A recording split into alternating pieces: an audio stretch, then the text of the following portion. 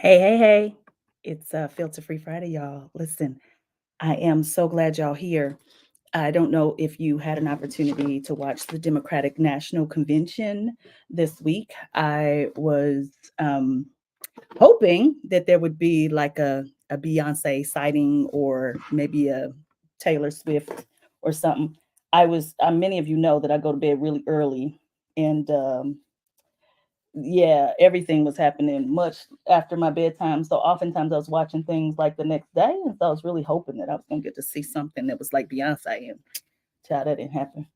But what I think is interesting is that I am connected to a decent number of people who think that their um, mayor, that their governor, that their honestly, the leader of their organization, that folks should have exactly the same viewpoint as them. And I don't know if this was because I got six siblings or what, but honey child, that just don't exist. You're not gonna have a whole bunch of people that agree with you on everything. Even if you have one person who agrees with you on everything. My son, as an example, all we do is debate each other about politics, policy, family size, the economy, like everything. So yesterday I had to go to court.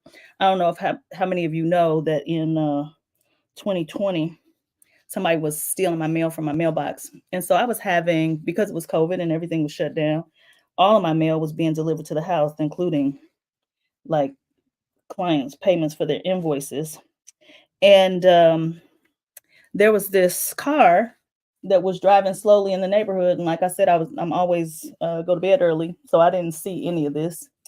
And they were um stealing mail, right?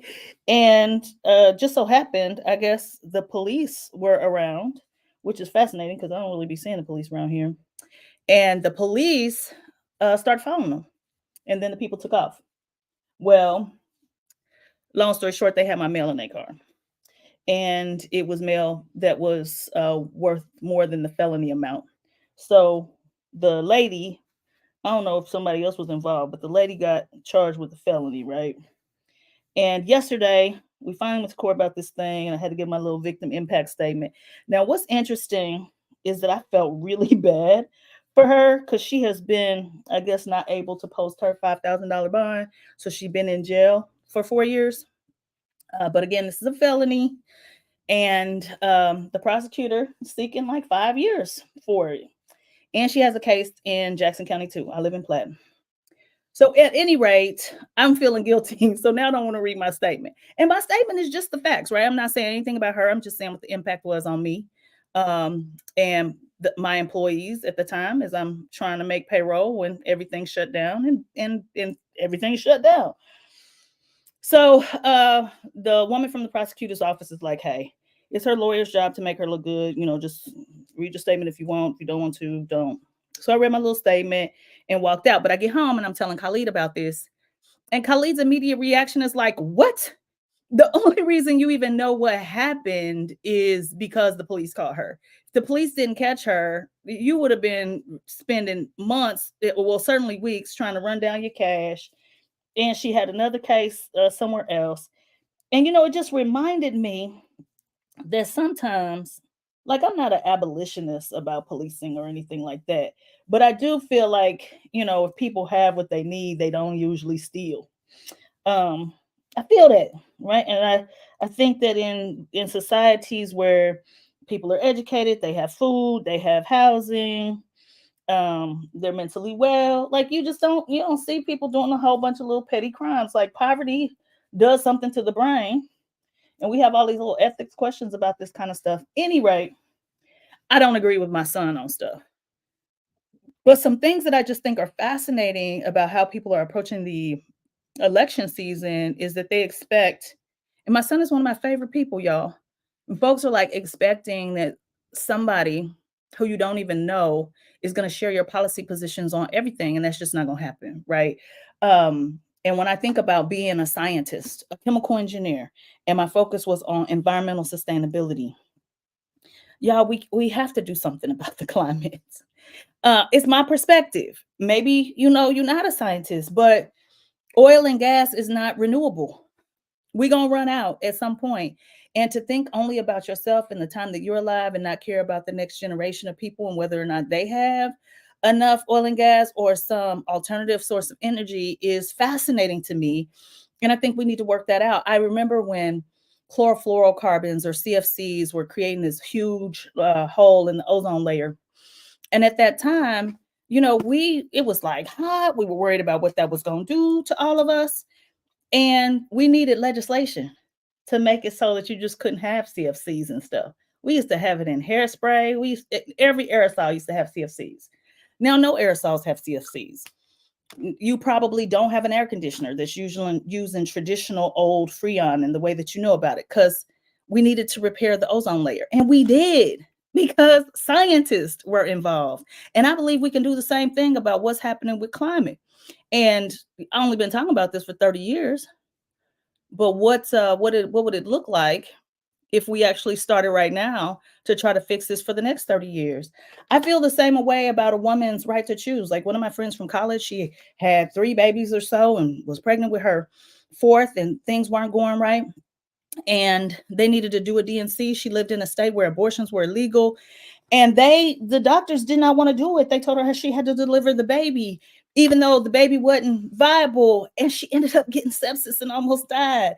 Like, believe whatever you want to believe from a spiritual standpoint, but from a scientist standpoint, that just don't make sense. Think about the implication. If you don't have compassion, just think about it from a greedy standpoint. What does that do to the economy when now you have 3 kids without their mother living in the world and needing to be cared for? Because you, in your whatever you believe about whether or not a zygote is the baby. And if you can freeze an egg and sperm, it's not a baby because you can't freeze a baby. That's my scientific brain coming out. God ain't told, I don't know. It just feels like sometimes God ain't told us to do that. It's when you start looking at Project 2025 and the stuff that it says in it, I agree with Tim Walz. Like, you do not put a plan together, this 922 pages, that you don't intend to implement. Your vice presidential choice can't write the preface to that document. And then you say you don't know nothing about it. Like these things, I mean, some of this is like the Socratic method of thinking here. Like, these two things don't go together. And when someone says we're gonna get rid of the word, the DEI and everything, first of all, you can't get rid of difference. I just said earlier, there's not anybody that's gonna be exactly like you. You could be identical twins. And if you are identical twins, I'm your sister, you my sister. In that way, we are different from each other. We are not the same. So you can try to get rid of difference if you want to, but you can't. It is realistically impossible. And so when someone says I'm gonna get rid of difference, what I hear is you want to act like difference does not exist. And then when the document says we're not going to keep data related to discrimination of any kind, whether that's housing and urban development, whether that's education, whether that's banking and lending, nothing. We ain't keeping no data. Well, why would someone not want to keep data on desperate impact? Because they want to be discriminatory. We already know what the data say. There's not a single institution in the United States of America that doesn't have disproportionality based on race. So why would you stop keeping that data? Because you don't want to have to respond to it. You want to cut out minority business loans. You don't want to figure out ways to make sure that people are being treated equitably and fairly. And I was just in Virginia this week, and I was talking about cultural responsiveness and diversity, equity, and inclusion, just because leadership is inclusive, right? And while I'm doing that, one thing that became very clear is that when people are educated about what something is, they make better choices. When I worked for a corporation for years, over a decade. And for 4 of those years, I was in environmental health and safety. And let me tell you what God knows. Lovely place. I don't have any complaints about the place. But if you didn't have certain regulations, there were certain things they were not going to monitor because it was expensive. So what was that going to mean? That was going to mean poor air quality. That was going to mean poor water quality. Like, people ain't going to some people will do the right thing just because it's the right thing. But other people need to know that there's some consequence, financial consequence, if they don't do the right thing. It's just science. And when folks are like, she's a prosecutor. this lady that stole my mail without a prosecutor, what's gonna happen? Eh, the man who mowed over my mother and left her in the street for dead without a prosecutor, what's gonna happen? Um, Breonna Taylor, uh, just Michael Brown, Trayvon Martin, without a prosecutor. Like you need some people in these spaces that think differently so that things can happen like they supposed to. If you remember, Ahmaud Arbery's case they weren't even gonna try that thing. Them people was just gonna get away freely. They in jail now.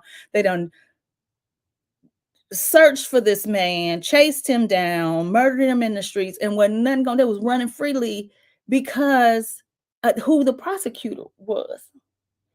You need prosecutors, And I'm not saying everybody in jail need to be in jail. There's some stuff that's, a social services issue. But some people criminals. Like, what are we talking about? No prosecutor. Like we just against prosecutor. And why you concerning yourself with your cousin Ray Ray? What Ray Ray do? Come on, y'all. Like some of this just logic and reason and ain't got nothing to do with empathy and compassion. But if we talking about empathy and compassion, I generally do vote on the side of empathy and compassion. If you just look at what was happening this week, the science of happiness, whatever it is we're trying to solve in the world is going to be better if you have some kind of joy. You can't live in a state of anger forever. You can't live in a state of fear and hatefulness forever. You can't live holding on to the past forever. And I just think we have to be careful. I know people have a different opinion than mine, and that's fine. We can have general discourse, but there ain't no way I'm going to agree with that woman on everything. So you pick the candidate who, for most policy positions, y'all the closest. You ain't marrying the person, and even if you were, you would disagree with them on something. You see? So I don't know what's going to happen to Miss Carol who stole my mail, but I do know that because I gave my testimony this week, and the prosecutor's office was helping me, here's what I know. That bond didn't get reduced. So she got to figure out how to come up with it because of some choices she made in several counties throughout this city. And the scientist in me is like, sorry, sis. I wish you had made better choices. And I felt bad. I did. I felt bad for her because what I knew for sure is that I got at least half a dozen friends who, if I were in jail and needed to post that kind of bond, they'd have posted for me. I could post it myself. And in that regard, this system is kind of screwed because wealth, not culpability, determines outcomes. Even if guilty, I would get out because I'd had the money. And so we need something that level sets a little bit for if you're guilty, you're guilty. And your money shouldn't be able to get you out of certain things, especially 34 felony counts. It's Filter Free Friday, y'all. We got work to do.